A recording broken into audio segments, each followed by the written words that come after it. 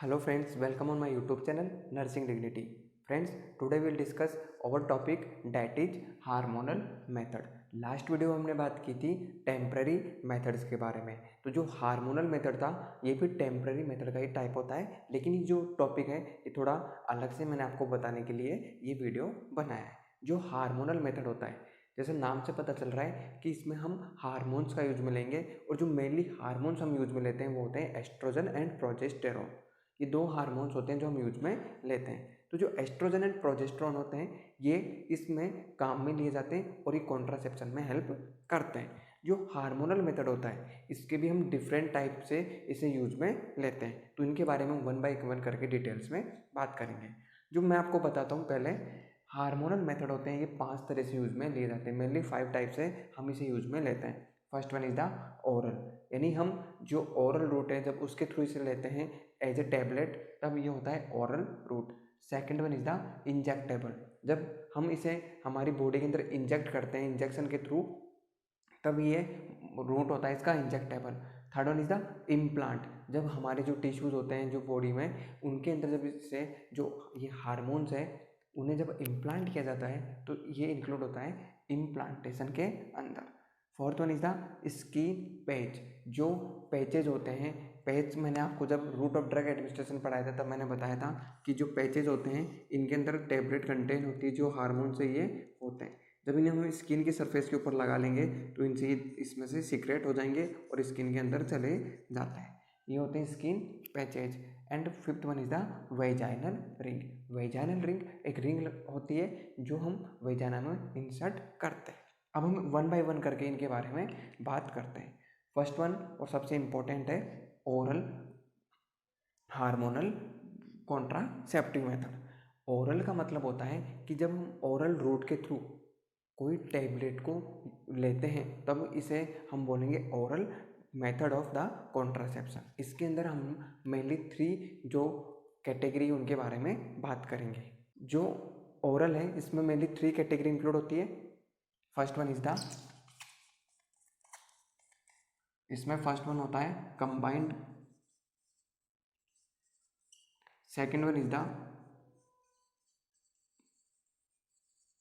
Progesterone only pills and third one is the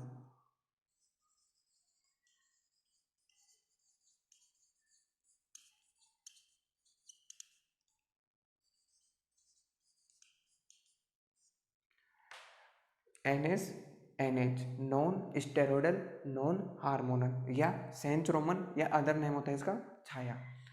जो first one है combined OCP। Combined का मतलब होता है कि इसके अंदर जो एस्ट्रोजन है प्रोजेस्टेरोन है दोनों यूज में लिए जाते हैं। जो कंबाइंड OCP है इसके एग्जाम्पल में हम इंक्लूड करते हैं माला डी एंड माला एन, जो आपने सुना होगा। जो कंबाइंड OCP का मेथड होता है, पहले हम बात करेंगे कंबाइंड के बारे में। जो कंबाइंड होता है इसमें यूज में लेते हैं माला एन एंड माला डी, ये टैबलेट्स यूज में ली जाती है। ये जो कंबाइंड OCP होती है इनका एक पूरा स्ट्रिप होता है जिसके अंदर टोटल 28 टैबलेट्स होती है। जो 28 टैबलेट्स है इनमें 21 जो टैबलेट्स होती है वो हार्मोनल होती है। 21 टैबलेट तो हार्मोनल प्लस इसमें 7 हम आयरन की टैबलेट्स भी इंक्लूड करते हैं। जो आयरन की टैबलेट्स होती है इनको इंक्लूड करने का मेन पर्पस होता है वो होता है जो मेंस्ट्रुअल साइकिल है उसकी जो रेगुलरिटी है वो मेंटेन रह सके। तो जो 21 होता है ये हार्मोनल पिल्स होती है और जो 7 होती है ये आयरन की पिल्स होती है। और हम वीमेन को इंस्ट्रक्ट करेंगे कि आप इन्हें डेली लें जो मेंस्ट्रुअल साइकिल के अकॉर्डिंग है, क्योंकि इसमें 28 होगी और मैंने आपको पहले भी बताया जो मेंस्ट्रुअल साइकिल की एवरेज ड्यूरेशन होती है वो 28 डेज होती है। तो ये हो गया माला एन और माला डी के बारे में। जो माला एन है वो गवर्नमेंट की फ्री सप्लाई है। जो माला एन है इसके अंदर जो इथाइलिन एस्ट्राडियोल होता है और सेकंड होता है वो होता है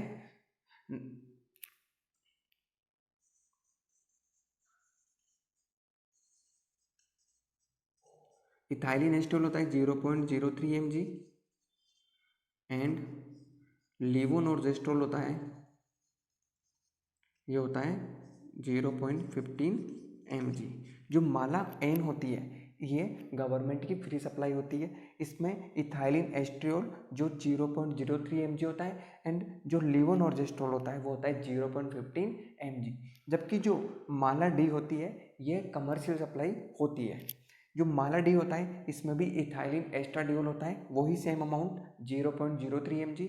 बट जो लीवोनॉर्जेस्ट्रोल होता है इसकी जगह इसमें होता है डीजोगेस्ट्रोल, ये आप याद रखिएगा। माला डी, तो डी से आप याद रखिएगा इसमें डीजोगेस्ट्रोल होता है।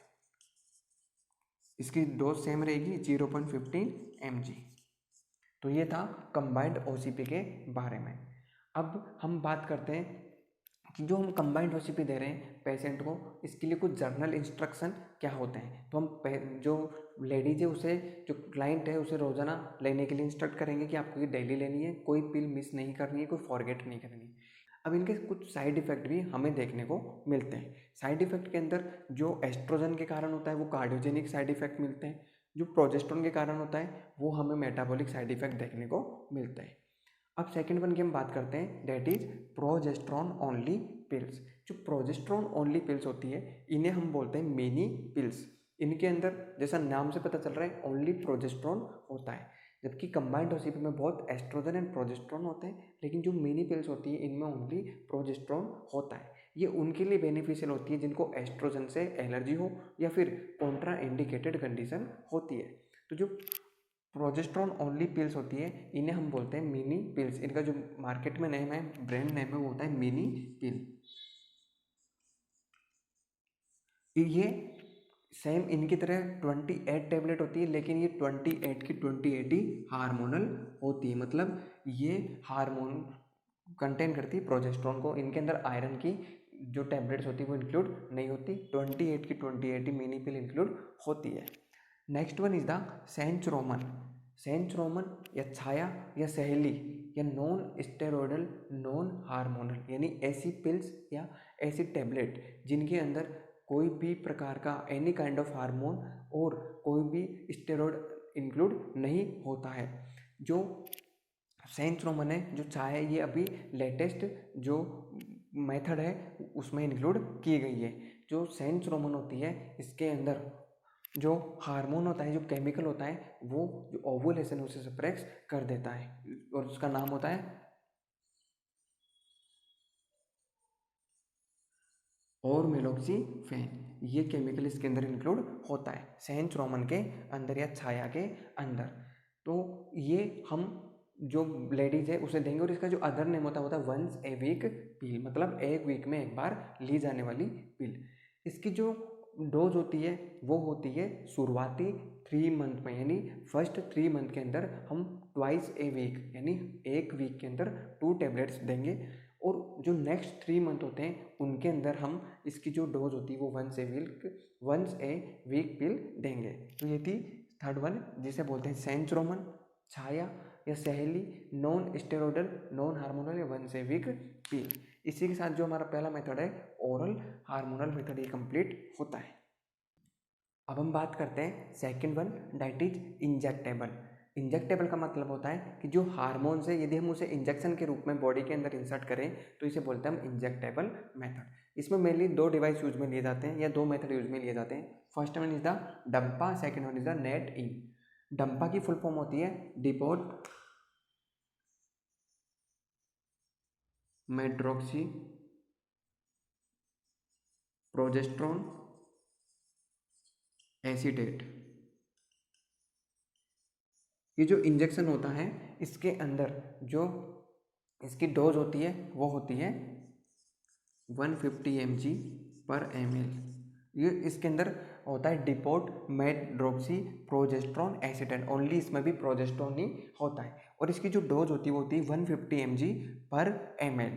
और इसे हम देते हैं IM रूट के थ्रू, मेनली IM रूट के थ्रू हम इसे प्रेफर करते हैं। जो इसकी इफेक्टिवनेस होती है वो होती है 3 मंथ के लिए। इसकी इफेक्टिवनेस होती है 3 मंथ के लिए। और जो लेटेस्ट इसका जो नेम है वो है अंतरा। जो अंतरा है इसकी जब हम डोज देते हैं 150 mg पर ml इंट्रा मस्कुलर, और जो इफेक्टिव होती है फॉर द 3 मंथ। और इसका जो लेटेस्ट जो ब्रांड नेम है जो मार्केट में अवेलेबल है वो होता है अंतरा।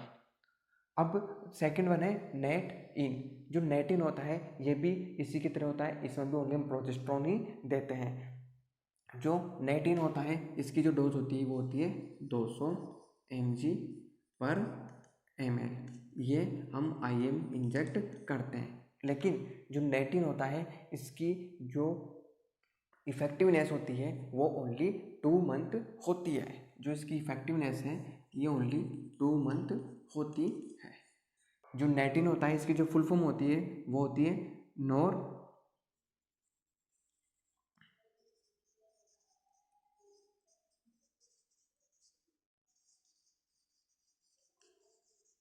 नोर इथाइएस्ट्रियोल एंटेड, जो हम इंजेक्ट करते हैं 200 mg पर ml की डोज के अकॉर्डिंग, और इसकी जो इफेक्टिवनेस होती है वो होती है 2 मंथ, और ये दिया जाता है इंट्रामस्कुलर रूट के थ्रू। तो ये था second method that is injectable, जिसमें 2 मेथड यूज में लेते हैं, डंपा एंड नेटिन। डंपा में मैंने आपको बताया कि इसकी फुल फॉर्म होती है डिपोट मेड्रोक्सी प्रोजेस्टेरोन एसीटेट, जो अंतरा के नाम से जानते हैं। इसकी जो डोज होती है 150 mg पर ml IM होती है और ये 3 मंथ के लिए इफेक्टिव होता है। सेकेंड वन इज नेटिन, इसका फुल फॉर्म होता है नॉर इथाइएस्ट्रियोल एन एसीटेट एन एंटेड, और इसकी जो डोज होती है 200 mg पर ml होती है और IM इसे इंजेक्ट करते हैं। थर्ड वन होता है इम्प्लांटेशन। इम्प्लांट का मतलब नाम से पता चल रहा है कि हम इसे इम्प्लांट करेंगे, जो हमारे बॉडी टिश्यू उनके अंदर इम्प्लांट करते हैं। और इसका जो ब्रांड नेम होता है इम्प्लांट का वो होता है नोर प्लांट। इसके अंदर हम 6 कैप्सूल लाइक स्ट्रक्चर होती है, जो सिलेंड्रिकल स्ट्रक्चर होती है, ये हम बॉडी के अंदर इम्प्लांट करते हैं। इसके अंदर जो हार्मोन्स होता है वो होता है लीवोनॉर्जेस्ट्रोल, जो कंटेन करता है एक कैप्सूल के अंदर 35 ml।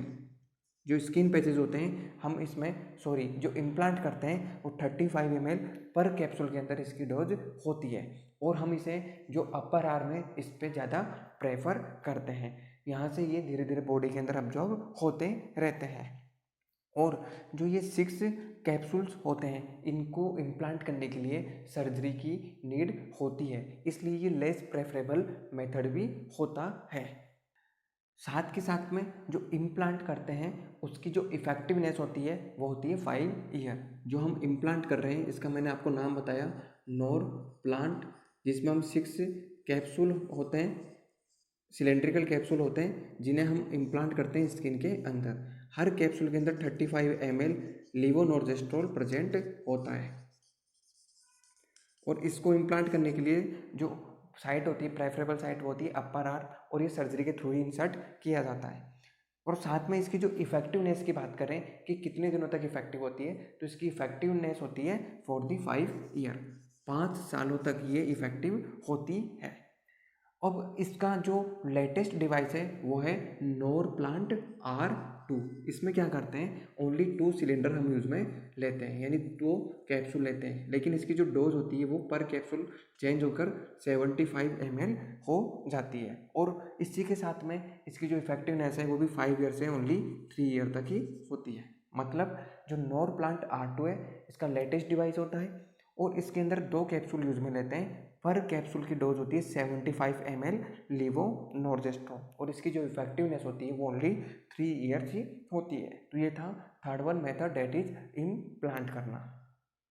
सेकेंड वन था स्किन पैचेज। स्किन पैचेज का मतलब मैंने आपको बताया कि जो स्किन होती है वहाँ पे हम जो हार्मोन्स के पैच होते हैं, जो मेनली हार्मोन्स होता है वो लीवोनॉर्जेस्ट्रोल होता है, इसे हम इम्प्लांट करने के लिए क्लाइंट को इंस्ट्रक्ट करते हैं, और ये 3 वीक तक इम्प्लांट किए जाते हैं 1 मंथ के अंदर। जब जो मेंस्ट्रुअल पीरियड होता है, जो मेंस्ट्रुअल फेज होती है, उसमें हम वीमेन को इंस्ट्रक्ट करेंगे कि इसे यूज में ना लेवें। तो 1 मंथ के अंदर ही 3 वीक तक यूज में लिए जाते हैं। और इनकी जो प्रेफरेबल साइट होती है वो होती है आर्म, थाई, एब्डोमन, यहाँ पे हम इन्हें जो पैच है उन्हें लगा सकते हैं। And last one is the vaginal ring. Vaginal ring एक रिंग लाइक स्ट्रक्चर होती है जो हम वेजाइना के अंदर इम्प्लांट करते हैं। इसमें जो हार्मोन होता है वो यहाँ से निकलेगा और जो ओवुलेशन है उसे सप्रेस कर देता है। ये भी हम फीमेल को इंस्ट्रक्ट करेंगे कि आपको मंथ में ओनली 3 वीक तक ही यूज़ में लेना है। इसे फिर बाद में आपको रिमूव करना है। फिर जो नेक्स्ट मेंस्ट्रुअल साइकिल आए, जब वो साइकिल हो तब आपको यूज़ में लेना है। जब मेंस्ट्रुअल ब्लीडिंग फेज हो उस टाइम यूज़ में इसे नहीं लेना, इसे रिमूव कर दें। तो ये थे हार्मोनल मेथड जिनके थ्रू कॉन्ट्रासेप्शन में बहुत ज़्यादा यूज में लिया जाता है। इनमें हमने बात की oral, injectable, implant, skin patches और वेजाइनल रिंग। इसी के साथ आज हमारे जो temporary method of family planning है या कॉन्ट्रासेप्शन है वो कंप्लीट होते हैं। यदि आपको हमारा वीडियो अच्छा लगा तो वीडियो को लाइक कीजिएगा। आपकी कोई भी सजेशन कमेंट बॉक्स में सजेस्ट कीजिएगा और हमसे जुड़े रहने के लिए चैनल को सब्सक्राइब कीजिएगा। Thank you.